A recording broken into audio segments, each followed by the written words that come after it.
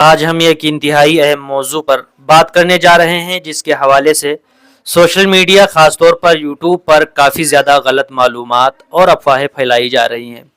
جیسا کہ آپ سب حضرات جانتے ہیں کہ مولانا عبداللہ سالم چترویدی صاحب حال ہی میں جیل سے رہا ہو چکے ہیں۔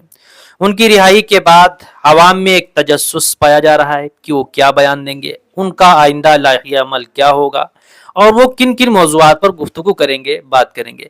لیکن افسوس کی بات یہ ہے کہ اسی صورتحال کا کچھ یوٹیوبرز غلط فائدہ اٹھا رہے ہیں۔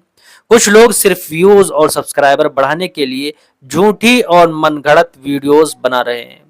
پرانی ویڈیوز کو نئے انداز میں پیش کیا جا رہا ہے بھائی، اور یہ اس میں دعویٰ کیا جا رہا ہے کہ مولانا عبداللہ سالم نے جیل سے باہر آتے ہی فلاں بیان دیا یا فلاں بات کہی، جبکہ حقیقت اس کے بالکل برعکس ہے۔ ہم آپ کو واضح طور پر بتا دیں کہ مولانا عبداللہ سالم چترویدی صاحب کی جانب سے ابھی تک کوئی بھی ان کا بیان جاری نہیں کیا گیا ہے، نہ ہی انہوں نے میڈیا سے کوئی گفتگو کی ہے، نہ بات کی ہے، اور نہ سوشل میڈیا پر کوئی پیغام جاری کیا ہے۔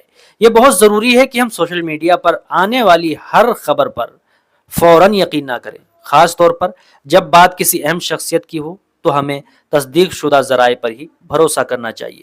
جھوٹی خبروں کو پھیلانا نہ صرف اخلاقی طور پر غلط ہے، بلکہ اس سے معاشرے میں بے چینی اور غلط فہمیاں بھی پیدا ہوتی ہیں۔ ہم آپ سب سے گزارش کرتے ہیں کہ ایسے یوٹیوبرز اور چینل سے ہوشیار رہیں جو بغیر تحقیق کے سنسنی خیز خبریں پھیلا رہے ہیں۔